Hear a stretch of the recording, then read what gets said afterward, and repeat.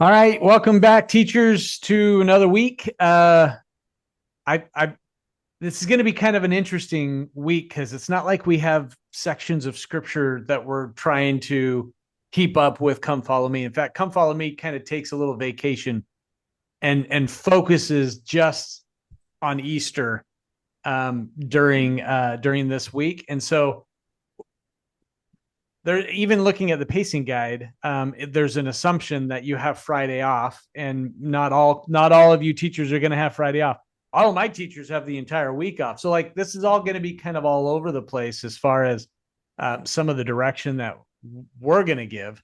So our intent today is to maybe share some ideas on what we would do if we could slow down and focus on Easter during this week.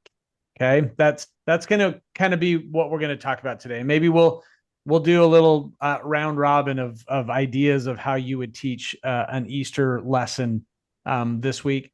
We also have in the pacing guide a life preparation, love, share, and invite, which I think is appropriate as we lead up to the Easter holiday. Maybe even an invitation to get our students to make some invitations because that's we're in the ward and stake level, we're trying to make the Easter worship service as impactful and as wonderful as our Christmas programs are. So that kind of fits. But let's look at Easter for a second. Let's spend some time talking about ideas, and I'll kind of leave it open. How would you guys approach an Easter themed lesson if you had 4 or 5 days to do so? Um, Go. Who's got that? I'll go first. Okay, go ahead, Nikki. And I realized I want to share my screen. Go ahead. I was thinking for Easter, there's been a bit of a discussion on the three identities that President Nelson has laid out and reminded us in the Choices of Eternity talk. Mhm. And some of my teachers have been focusing on that. So there have been some questions with the youth. What does it mean, child of the covenant? And for me and my brain, it's not a stretch, but maybe this won't fit for you this week. But it's the discussion on the power that Jesus Christ gave us when he was redeemed, or when he was going through the atonement in the garden and in the resurrection, what power he used and that God allowed him to use to then become the father of our covenant. And so I probably would, if this discussion came up, use some of these verses. I would use Isaiah 53. I would use specifically verse 10, and then Mosiah 15, Mosiah 5, 7, and Mosiah 27. I would talk about how we are children of the covenant and become his sons and daughters through the covenant, his part of that, and then our part of that, becoming his sons. And I would kind of do it from the study of Come Follow Me this week in the Easter, when we talk about how do we receive joy from Jesus Christ and peace and comfort, and talk about how he is our father. I don't know if you've studied, we have a friend, the three of us have, or the four of us have a friend in Arizona, Kevin Gurr, who likes to talk about how many fathers do you have? You have a heavenly father, you have an earthly or biological father, and you have the father of your covenant, who is Jesus Christ. And it can be a powerful message of Jesus Christ in his life and resurrection and atonement. So that's maybe where I would go. That's one idea. I love it. Very scripture based, right? This is gonna make sure that they're staying right there. I love it. So I have just like a couple random thoughts that aren't connected to each other that you can kind of do. Um, so in kind of study of Christianity, there's these terms high church and low church. And high church is a really formalized, ritualized type of worship that you might find in Catholicism or Orthodox churches. And then there's low church, which is really kind of loosey goosey, maybe the band's playing type of thing. And and we kind of do a little bit of both in the church, right? We have a little bit more Protestant style um, Sunday worship, and then very formalized temple worship, and we kind of exist on that spectrum a little bit. Um, there's some really, really cool high church approaches to Holy Week that if you were to look up like Orthodox Easter and some of the things that they do, and just do a little bit, there's a term holy envy that I really love that is just like it doesn't have to be our religious traditions for us to look at it and find value in it. And so if you were to do this is how people in other Christian traditions celebrate Holy Week. That could be a really cool day, and I think it's appropriate, especially if you then bring it back to now, what's an insight that you could gain from this? What's beautiful about this? How could it then inform us within our own style? So that's one idea. Another idea is on the pacing guide. You have the Living Christ, and of course, Holy Week is focused on that last week, but we assume that our students know the whole story, and they don't, or they haven't felt the importance of the whole story, or they might believe some of the things, but some of the things are a little weird. And frankly, something like resurrection might they might kind of at the top of their brain say, yeah, sure, we get resurrected because that's what they've been told their whole life. But to really stop and sink into the reality of resurrection, I think the living Christ is actually a really good model. And so you could use the living Christ as your primary text and then get into the scriptures from there. And then my last thought is we can, when we're trying to do a Holy week where you go through the days of the week and jump in and kind of tell the story. There's some really good resources. I think Ryan's going to give you some resources. The Bible videos, actually, you can use those really well throughout that to kind of visualize it. It doesn't even need to be the whole lesson. Um, but but the place where I think it gets we underutilize, I always go to John 17. I think John 17, especially when you're going along the lines of what Nikki was talking about, it's it happens right in between the Last Supper and Gethsemane. And so you're right at all the stuff leading up to it. There's really important things that happen during Holy Week, but the salvific things, the things that have the power of eternity in it, that's the space that we're in, right? From the Last Supper through the atonement, crucifixion, resurrection. That's really the meat of it. And in the middle of this, as he's approaching Gethsemane, he teaches his apostles John 17, which is the intercessory prayer. Um, and it gives such a vision of why this whole thing is happening and what Jesus wants to have happen after his resurrection, what his hope is for his disciples and the people that they teach. And I would probably incorporate that as maybe a whole day of a lesson in 17, because there's a lot of, so what does this say about how he sees us? What does this say about our potential? And it's just one of my favorite chapters of scripture.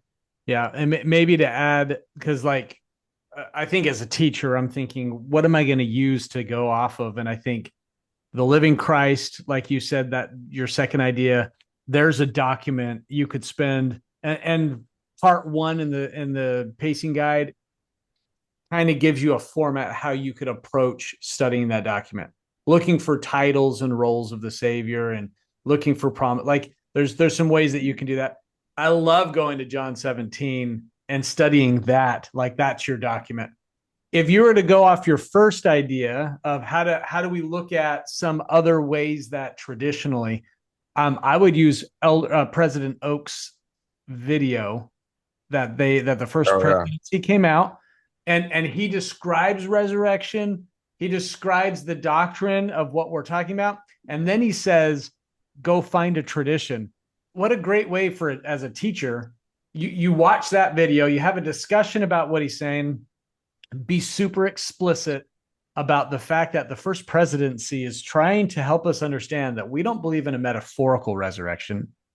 We don't believe in just simply a spiritual resurrection. We believe in a literal bodily resurrection, and that we get to like that. Like that's like half of his video. The other half is, now how can we celebrate this? That would be a good time to go. Let's look at how other cultures celebrate Easter, and exercise a little holy envy and decide maybe we want to do that. Maybe that's something you can incorporate into a family tradition. We've actually had that conversation as a family. How do we want to do Easter this year? What are some things that we can do differently? Um, my kids, it's going to be silly, but my kids want to have Easter dinner by candlelight. They want to, they want it to kind of feel Last You get the Supper-y, vibes. Yep, you right? get the They, vibes. they want the vibes, and No we usually chairs. do We're it. gonna sit on the floor while we do this. I mean, maybe, right? Maybe we move the chairs and we just we just sit on pillows.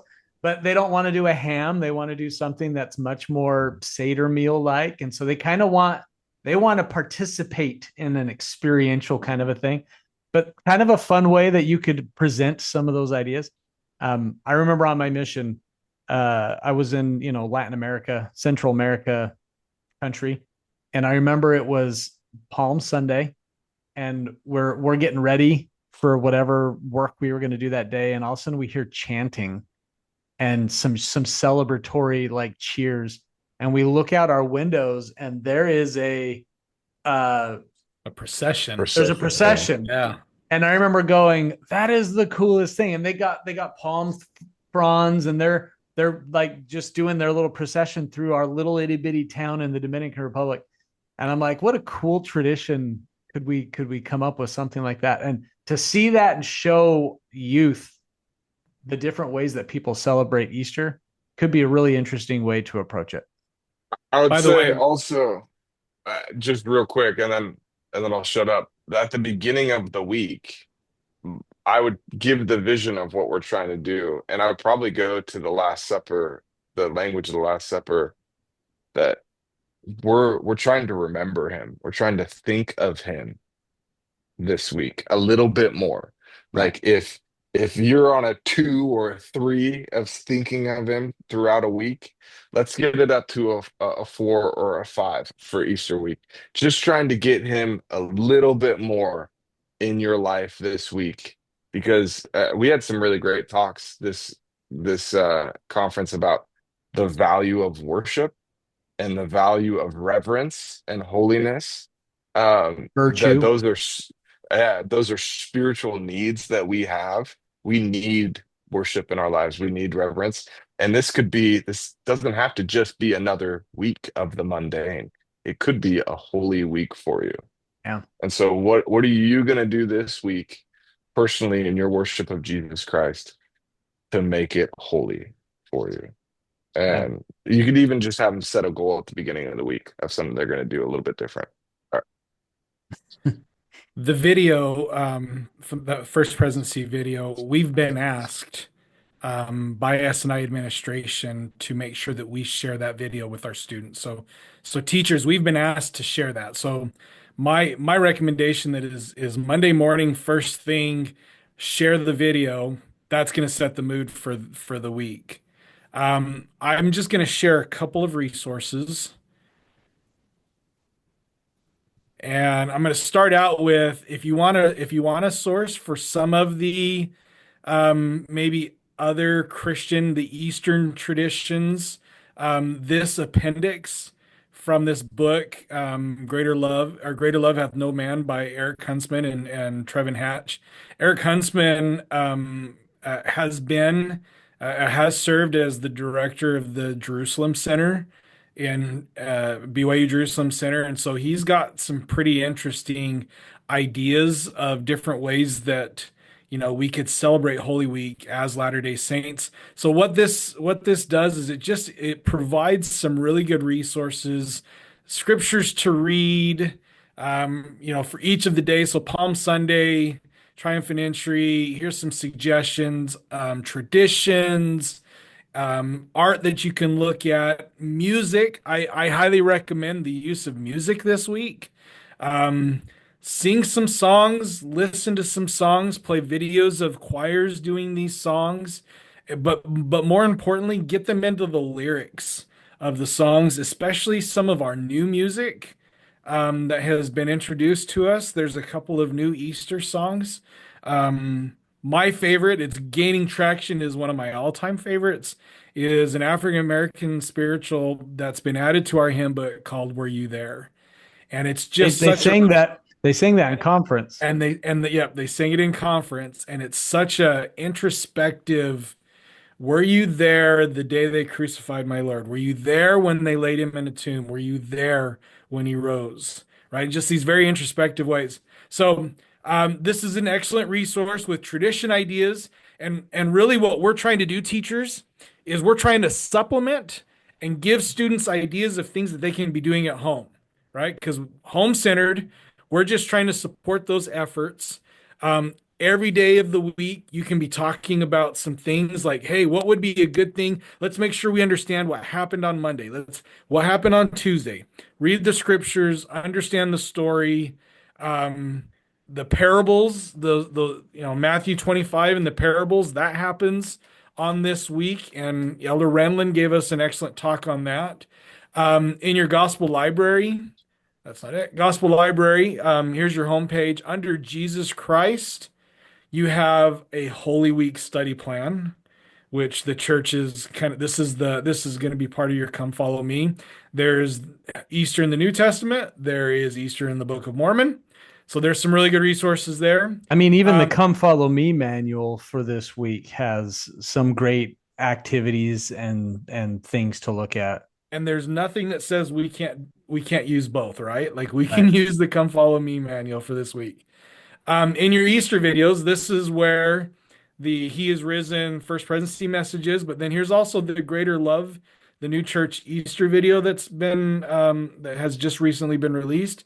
Phenomenal message there, especially aligning with President Nelson's emphasis on charity and how do we prepare for his next coming through increasing our charity and increasing our confidence. But then we can see all these other videos from previous years that are excellent that you can use to kind of talk about the week. You have the Living Christ in the curriculum. There is a video of the 12 and the First Presidency, actually reading quotations or excerpts from the Living Christ at the Rome Temple open house. At least the only time in the last 150 years or so where every member of the First Presidency and every member of the Quorum of the 12 were present for an open house. Rome had a very central place, and so there's a really good video there. The Witnesses of Christ video series. These are excellent, where each member of the Quorum of the 12 takes a different aspect of Jesus Christ's nature and testifies to that. The Bible videos are here. There's lots of artwork. So that's just a really good resource. And like I said, the last resource is going to be your music. Get into the new hymns, especially some of these newer hymns here about Easter. Were you there? Let Easter anthems ring. These are two new Easter hymns, as well as some of the more traditional. One of my personal favorites is an old Protestant hymn called When I Survey the Wondrous Cross. And the choir has done that on several occasions. There's a really great video that you can find of the Tabernacle Choir singing that in the garden tomb. And there's some power that there's just like Christmas, there's power that comes with music. Tell the story, but invoke the music into it. And there's nothing to say that we can't also do nativity type of activities where we reenact certain elements and certain actions and certain, the Palm Sunday kinds of things. Maybe the parable of the 10 virgins. Some of these, the resurrection, we want to be very careful about our portrayals of anybody that's going to portray Jesus Christ. We want to be very sensitive and reverent in that way. But, there's some really kind of cool things that we can be doing to supplement hopefully what they're doing at home, or at least maybe give them ideas to take it home for their families to also do. It's great. Great. depending on what your schedule is going to look like that week, you're going to make some decisions on what you're going to do and how you're going to approach it. We do have on the pacing guide, you can do a doctrinal mastery review this week. We also have a life preparation, love, share, and invite. I'm trying to decide whether I'd want to do that at the beginning of the week or the end of the week, especially because the previous week has been all about missionary work. It's been all about inviting, and it's been all of that. So I was thinking, well, maybe you do it on a Monday when you first get back into class. But we want to invite our friends to Easter celebration with us on Right. Sunday. So then you could do it at the end and try to incorporate, everything that we've been talking about, whether you're inviting them to a family thing or to a ward thing or whatever it is. So there's lots of options here on how do you approach this. Mason, you look like you're thoughtful into a Yeah, I was just thinking, so there's this quote from this book called Mormonism that is written by it's a non-LDS historian that does a really good job on the early days of the church. And she talks about how in 19th century Utah, people didn't go to church that much. Like the sacrament meetings were pretty poorly attended. But she says, when you're living in the kingdom, you don't need rituals to remember what it was like to live in the kingdom. Right. And so she's like, if you're living in 19th century Utah, digging a ditch, an irrigation ditch to water the crops is living in the kingdom because they're building the kingdom. Right. And that's the whole idea. And I just thought there's a lot of remembering that happens in Easter. There's a lot of acting as if, right? As if we were greeting the Lord with our palms, as if we were at the Last Supper. There's a lot of that. And with this love, share, and invite, especially when you look at Jesus's final instructions in the book of Matthew to go out and teach and baptize, especially if you look at John 17, that they may believe your words, right? And be unified with us. One of the best ways to worship the Lord on Easter or during Holy Week is to actually do the work that he assigned us to do. And your students can have a really converting experience by being prayerful about who they can invite, by counseling with the Lord about how to do it, um, how to express love. And they can be guided by the Spirit to do it. And they can get in real time what it's like to be a disciple of Jesus Christ and working with him to build his kingdom. Because, I mean, the living Christ is appropriately named. This isn't a historical figure we're talking about. This is a living being that wants to work with us in the vineyard.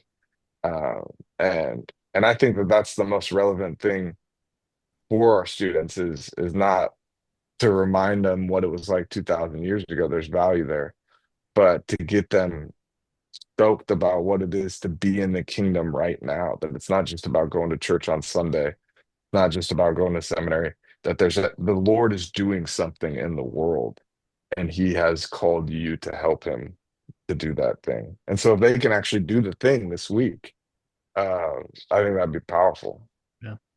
I'll add to that. We had stake conference and we had Elder and Sister Wilson that came and spoke. And from the different messages between the stake presidency and all the speakers and then them speaking, they were inviting us to consider if it was like Christmas, we would say Happy Easter to those that we came in contact with at the store or in different local places that you go or at school. And what that would do, how that would change your focus of Easter if you were greeting people, Happy Easter, and talking about the resurrection a little bit more freely. I like it, Mason. I think my family and I were trying to do that more here, and it's definitely changing the spirit of how we celebrate Easter by doing that. Yeah, a healthy dose of normal and natural with our love, share, and invite would go a long way, right? Mhm. Yeah, I love it. I love it. Final thoughts before we kind of let them go.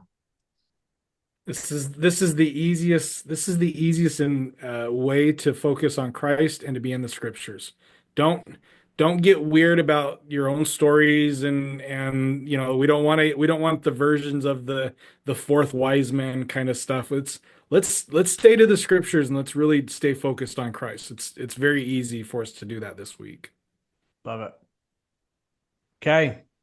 Um, And as always, if you can incorporate some of the more recent general conference messages in what you're trying to do to kind of tie that back in, that is a worthy effort to do that. Okay, looking forward to a wonderful Holy Week and Semana Santa. That was always a weird thing to me that in other cultures they made it a whole week of celebrations and we barely gave it a Sunday. Let's give it a whole week. I think that'll be a benefit to our students. So good luck with it. If you need anything from us, please reach out to your coordinator. We are more than happy to help out.